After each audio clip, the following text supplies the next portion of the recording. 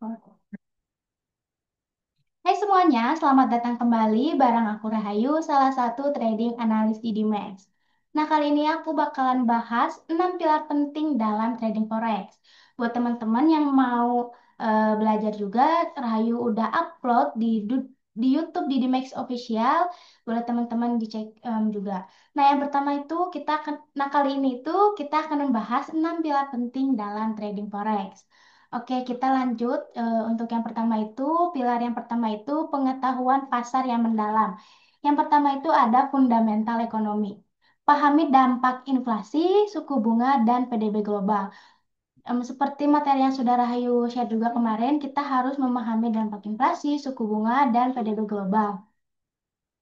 Dan yang kedua itu analisis teknikal. Kuasai grafik, indikator seperti moving average, Fibonacci, atau indikator lainnya dan pola harga untuk memprediksi pergerakan.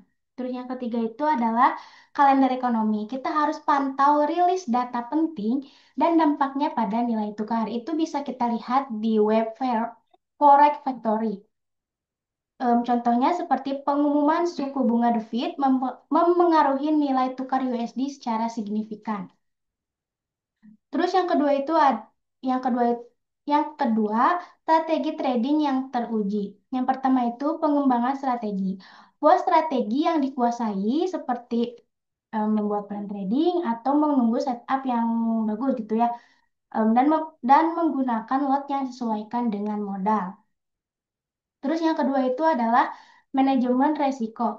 Tentukan ukuran posisi dan selalu pasang stop loss, take profit, dan cermat. Kita bisa menggunakan risk ratio-nya 1:1 atau 1:2. Terus yang ketiga itu ada uji coba strategi. Lakukan back testing untuk mengukur efektivitas. Contohnya, pelajari perbedaan antara strategi scalping atau swing trade secara profile resikonya. Dan nanti untuk scalping dan swing trading, Rahayu akan bahas di video selanjutnya. Jadi teman-teman harus stay tune di setiap harinya. Oke, lanjut yang ketiga itu adalah pilar yang ketiga, manajemen risiko yang ketat. Yang pertama itu lindungi modal. Dalam dunia trading maupun forex ataupun gold, modal adalah nyawa. Tanpa modal, kita tidak bisa membuka posisi. Oleh karena itu, melindungi modal jauh lebih penting daripada mengejar profit yang cepat. Jadi yang penting kita harus membuat akun kita aman dulu. Oke, yang kedua itu ada stop loss. Menggunakan stop loss itu wajib, fungsinya untuk apa? Untuk meminimalisir kerugian dengan disiplin, dan ini pun sangat penting. Yang ketiga adalah diversifikasi portofolio. Tujuannya apa? Tujuannya untuk mengurangi resiko kerugian secara keseluruhan. Contohnya, gunakan lot agar gunakan penggunaan lot yang tepat agar akun tetap aman dan berkembang. Oke, lanjut yang keempat, pilar. Yang pilar keempat adalah psikologi trading yang terkendali. Yang pertama itu adalah kelola emosi. Kendalikan kesabaran dan disiplin. Pokoknya dalam trading itu kita harus sabar ya teman-teman. Sabar menunggu entry, sabar menunggu momen. Pokoknya kita harus entry di best entry-nya. Yang kedua adalah hindari revenge trading. Jangan pernah mencoba balas dendam pada pasar. Itu bahaya banget ya kalau misalkan kita udah balas dendam, takutnya kita entry-nya malah buru-buru atau salah mengambil keputusan. Yang ketiga adalah belajar dari kesalahan.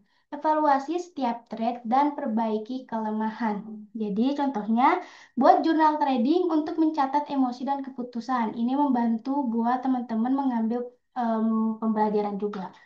Oke, di pilar yang kelima adalah disiplin dan konsistensi.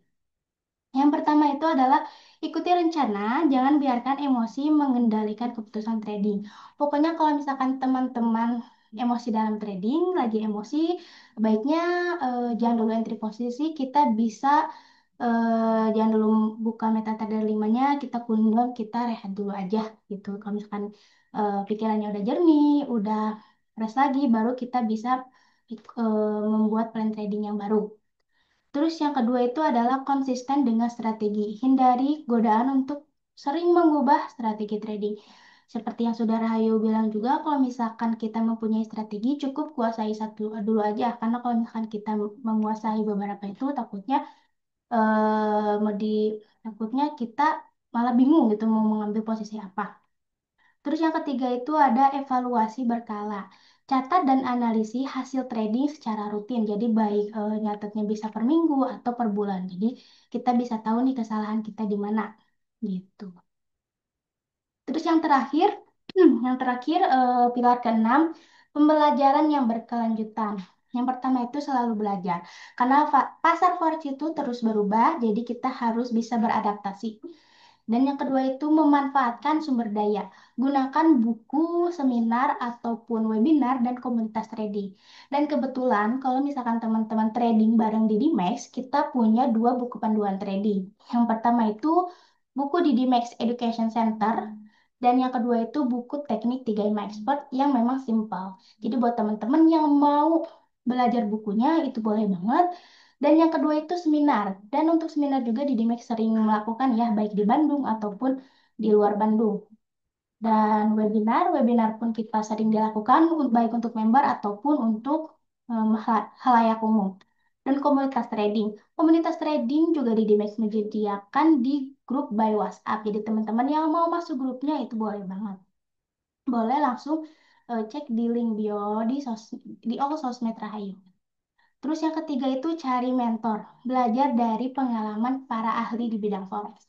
Nah, kebetulan juga di Dimex menyediakan fasilitas mentor yang bisa teman-teman manfaatkan gitu. Jadi kalau teman-teman yang mau belajar langsung dengan mentornya, boleh banget nanti langsung hubungin Rahayu.